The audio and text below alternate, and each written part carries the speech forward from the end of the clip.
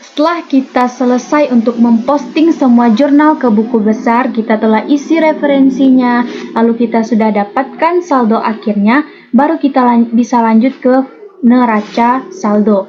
Neraca saldo ini disebut juga dengan trial balance. Nah, caranya cukup mudah ya teman-teman. Di sini tabelnya pertama ada account number atau nomor akun. Kita masukkan semua nomor akun yang memiliki saldo. Setelah itu kita masukkan account name-nya masing-masing. Nah, kita mulai dari petty cash. Kita lihat, petty cash jumlahnya itu adalah 5.200.000. Nah, ini sebelum adjustment ya, 5.200.000. Maka kita masukkan 5.200.000, cash in bank 124513100 sampai nanti akhirnya kita bisa ke beban lain-lain. Nah, ini ada mungkin yang saya perlu jelaskan sedikit, yaitu allowance. Allowance itu adalah akun kontra. Akun kontra itu adalah akun yang berlawanan dengan akun sebenarnya. Harusnya aset ini kan saldo normalnya yaitu di debit. Nah, sedangkan allowance karena dia akun kontra maka dia di kredit. Begitu juga dengan akumulasi dan juga prive. Nah, prive juga akun kontra ya. Dia harusnya bagian equity itu di kredit sedangkan dia di debit. Nah, setelah kita masukkan semua saldo buku besar kita ke neraca saldo, lalu kita jumlahkan. Nah, di sini kita bisa melihat balance atau tidaknya neraca saldo dan betul atau tidaknya jurnal yang telah kita buat. Setelah kita membuat neraca saldo, tahap selanjutnya adalah membuat jurnal penyesuaian. Nah, jurnal penyesuaian akan kita buat tentunya dari bukti memorial yang diberikan oleh atasan kita. Nah, di sini terdapat bukti memorial, terdapat juga rekening koran. Nah, rekening koran ini kita dapatkan ketika terjadi ketidaksamaan antara cash in bank kita di buku besar perusahaan dan juga yang ada di rekening koran kita. Nah, di sini saya akan menjelaskan mengenai adjustment journal atau jurnal penyesuaian. Bisa kita lihat yang pertama yaitu saldo persediaan supplies adalah 2.500.000. Artinya pada akhir bulan tersisa supplies kita atau perlengkapan kita yaitu 2.500.000. Pertama kita lihat dulu berapakah yang telah terpakai pada bulan tersebut. Nah, di sini bisa kita lihat bahwasanya skor supplies kita itu 5.200.000, sedangkan yang tersisa hanyalah 2.500.000. Artinya, kita harus mengurangkan antara 5.200.000 dengan yang ada di penyesuaian yaitu 2.500.000. Maka yang telah terpakai yaitu sebanyak 2.700.000. Untuk jurnalnya yaitu supplies expense, karena dia telah terpakai maka muncul beban yaitu supplies expense, dan karena dia perlengkapannya berkurang maka store supplies-nya dikredit.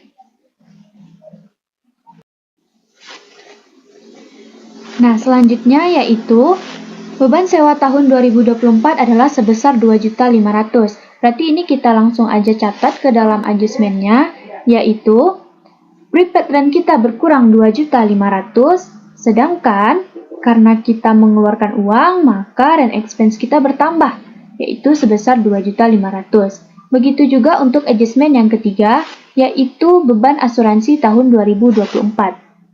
Karena dia adalah beban, maka insurance expense-nya di debit 1 juta, sedangkan karena asuransi kita berkurang, maka di kredit 1 juta. Selanjutnya yaitu cadangan kerugian piutang ditaksir 5% dari saldo piutang dagang. Nah, ini kita lihat dulu saldo piutang dagang kita yaitu 43.180, kita kali 5%, maka hasilnya adalah 2.159.000. Lalu setelahnya kita lihat dulu di buku tidak usah kita lihat di buku besar, kita lihat di sini bahwa kita telah memiliki cadangan kerugian piutang yaitu 1.276.500. Maka kita kurangkan 2.159.000 dengan 1.276.500, dan angka tersebutlah yang akan menjadi pengisi di jurnal penyesuaian kita. Apa jurnalnya? Nah, karena dia cadangan kerugian piutang, maka bad debts expense di debit sebesar 882.500 dan allowance for doubtful debt atau cadangan kerugian piutang sebesar 882.500 di kredit. Nah, cadangan kerugian piutang ini dia akan membantu kita apabila terjadi penghapusan piutang.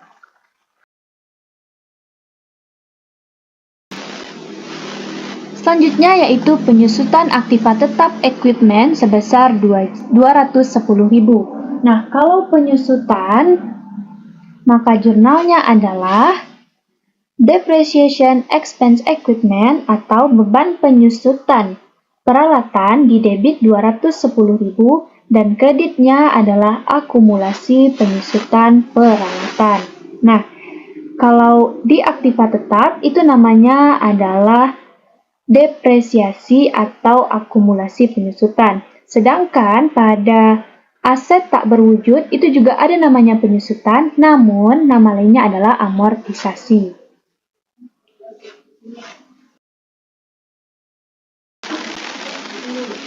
Oke, selanjutnya biaya air, listrik, dan telepon bulan Desember yang akan dibayar pada bulan Januari 2025 sebesar 900.000.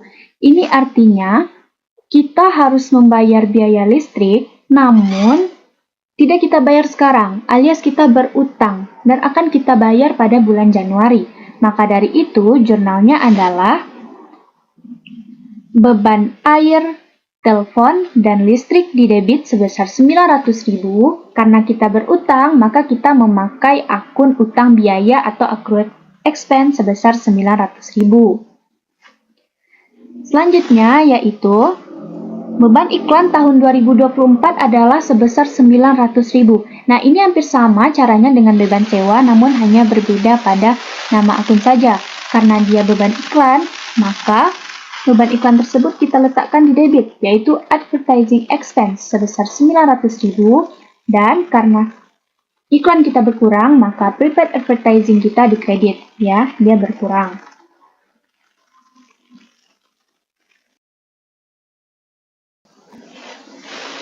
Next, BM 1209. Diketahui fed-in sebesar 2.244.000 dan fed-out sebesar 8.804.400. Nah, ini kita disuruh untuk melakukan penyesuaian pajak atau melakukan penyesuaian pajak. Nah, bagaimana jurnalnya? Yang pertama yaitu fed-out. Kenapa fed-out-nya di debit? Karena kita akan membayar dari fed-out, maka fed-out-nya itu kita letakkan di debit. Lalu fed-in, saldo normalnya itu di debit, karena kita akan membayar, kita letakkan di kredit. Ternyata, fed-out kita lebih besar daripada fed-in. Otomatis muncullah utang pajak.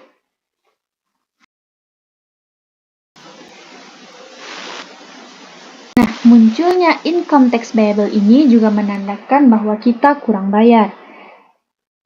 Saldo income tax payable didapat dari fed-out dikurang dengan fed-in. Selanjutnya yaitu bank telah menagih piutang toko rambu abadi sebesar 11.100.000. Nah, ini akan masuk ke dalam rekonsiliasi bank dan juga jurnal penyesuaian. Untuk jurnal penyesuaiannya, karena bank telah menagih piutang, otomatis piutang dagang kita berkurang. Nah, di sini berkurang sebesar 11.100.000. Lalu, cash in bank kita bertambah 11.100.000. Sedangkan bagian rekonsiliasi bank karena saldo kita berbeda, otomatis pada bagian ditambah, kita letakkan pelunasan piutang sebesar Rp11.100.000. Nah, selanjutnya yaitu bank memperhitungkan jasa giro sebesar 15 juta serta biaya administrasi bank sebesar 250.000. Maka untuk penyesuaiannya yaitu karena tadi ada biaya administrasi bank, otomatis itu adalah beban bagi kita.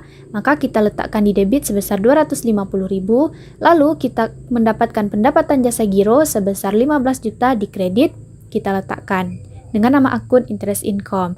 Lalu juga karena kita mendapatkan pendapatan 15 juta, beban 250.000, maka harus ada uang yang harus kita keluarkan, yaitu sebesar cash in bank 14.750.000. Nah, di sini bukan uang yang kita keluarkan, melainkan uang kita bertambah. karena kita mendapatkan pendapatan jasa giro. Selanjutnya, cek yang diterima oleh Uderesti pada tanggal 15 Desember 2024 dari toko Rendika tidak ada dananya. Nah, ini berarti bahwa cek yang kita terima itu adalah cek kosong. Nah, karena cek kosong dan dia akan melunasi piutang, otomatis piutangnya kembali lagi sebesar 5.550.000 dan cash in bank kita tidak jadi bertambah sebesar 5.550.000. Oleh karena itu, jurnalnya adalah piutang dagang di debit 5.550.000 dan kas di bank dikredit sebesar 5.550.000. Cek sejumlah 500.000 digunakan untuk membayar reparasi dicatat oleh perusahaan sebesar 50.000. Ternyata pada saat kita melakukan penjurnalan ada kita salah catat. Harusnya 500.000 kita catat 50.000. Nah, ini juga perlu dibuatkan penyesuaian. Bagaimana caranya? Karena tadi kita hanya membayar atau mencatat beban reparasi sebanyak 50.000, otomatis kita harus menambah lagi beban reparasi sebesar 450.000 dalam jurnal penyesuaian. Dan karena kita tadi membayarnya menggunakan petty cash, otomatis petty cash harus kita kurangi lagi sebesar 450.000 rupiah. Petty cash di kredit dan beban reparasi di debit. Selanjutnya, pada tanggal 31 Desember 2024, dihapuskan piutang toko Mutiara disebabkan toko mengalami kebakaran sehingga menyulitkan pelunasan. Nah, hal ini bisa saja terjadi, ya. Salah satunya disebabkan seperti kebakaran yang terjadi pada toko Mutiara. Maka, penyesuaiannya adalah karena kita tadi ada cadangan kerugian piutang, otomatis cadangan kerugian piutang kita berkurang, yaitu kita letakkan di debit sebanyak 1 juta. Sedangkan karena toko Mutiara tadi itu mempunyai piutang, otomatis piutang kita telah kita hapuskan sebesar 1 juta. Dan yang terakhir yaitu PPh badan bulan Desember 2024 yang akan dibayar bulan Januari 2025 adalah sebesar 50% dikali 20% dikali laba tahun berjalan. Nah, untuk mendapatkan jurnal penyesuaian ini, kita harus membuat worksheet terlebih dahulu ataupun membuat laporan untuk mengetahui laba tahun berjalan. Oleh karena itu, ini dapat kita kosongkan saja dan kita lanjut dulu ke worksheet. Nah, sebelum kita membuat worksheet, alangkah lebih baiknya kita untuk memposting terlebih dahulu akun-akun yang telah kita sesuaikan ke dalam buku besar. Nah, caranya ini hampir sama dengan memposting jurnal khusus ke dalam buku besar. Namun, pada description-nya itu adalah adjustment journal. Pada kolom referensi adjustment journal diisi dengan nomor akun, sedangkan pada kolom referensi dari buku besar diisi dengan halaman adjustment journal. Selanjutnya kita akan membuat neraca lajur atau worksheet. Nah, neraca lajur atau worksheet ini sebenarnya bisa teman-teman tidak buat dan langsung saja ke laporan. Namun, untuk sebagai jembatan pembantu bisa kita gunakan neraca lajur. Adapun isi dari neraca lajur, yang pertama yaitu account number atau nomor akun. Nah, nomor akun ini bisa kita salin dari neraca saldo awalnya ya. Lalu account name. Account name ini juga kita bisa dapatkan dari neraca saldo. Setelah itu ada kolom neraca saldo, jurnal penyesuaian, neraca saldo setelah penyesuaian, laporan laba rugi, dan neraca. Nah, pada trial balance atau neraca saldo ini langsung saja kita isi berdasarkan neraca saldo yang telah kita buat. Lalu, pada adjustment entry atau jurnal penyesuaian, juga bisa kita langsung masukkan angka-angkanya dari jurnal penyesuaian. Contohnya, petty cash di trial balance itu 5.200.000, sedangkan terdapat pada adjustment entry atau jurnal penyesuaian sebesar 450.000 di kredit, maka bisa langsung kita masukkan. Apabila nama akun dan nomor akun itu tidak terdapat pada trial balance, maka teman-teman bisa tambahkan di bagian yang paling bawah setelah amount dari trial balance. Selanjutnya, kita akan melakukan penghitungan neraca saldo setelah penyesuaian, di mana apabila saldonya di debit dan adjustmentnya di kredit, maka itu kita kurangkan. Apabila ia sama-sama di debit, itu kita tambahkan. Nah, begitu seterusnya hingga selesai ke bawah. Setelah selesai untuk melakukan penghitungan pada neraca saldo setelah penyesuaian, kita masuk ke bagian income statement. Nah, income statement ini isinya adalah pendapatan dan juga beban. Pendapatan kita itu dapatkan dari penjualan. Nah, jadi isi dari income statement itu ada penjualan, retur penjualan, potongan penjualan, dan juga HPP atau harga pokok penjualan, beban-beban usaha, beban di luar usaha, pendapatan di luar usaha. Sedangkan di neraca itu isinya adalah akun 1 sampai 3, ya, mulai dari aset lancar, aset tetap, lalu ada utang dan juga ekuitas. Setelah kita masukkan semuanya, lalu sudah kita jumlahkan bagian trial balance, adjustment entry sudah kita jumlahkan, lalu pada trial balance in adjusted telah kita jumlahkan dan hasilnya semua sama, maka pada amount di bagian income statement itu hasilnya memang tidak sama. Nah, disinilah yang akan menunjukkan apakah kita laba atau rugi. Nah, caranya untuk mengetahui laba atau rugi, kita kurangkan terlebih dahulu kolom kredit dengan kolom debit.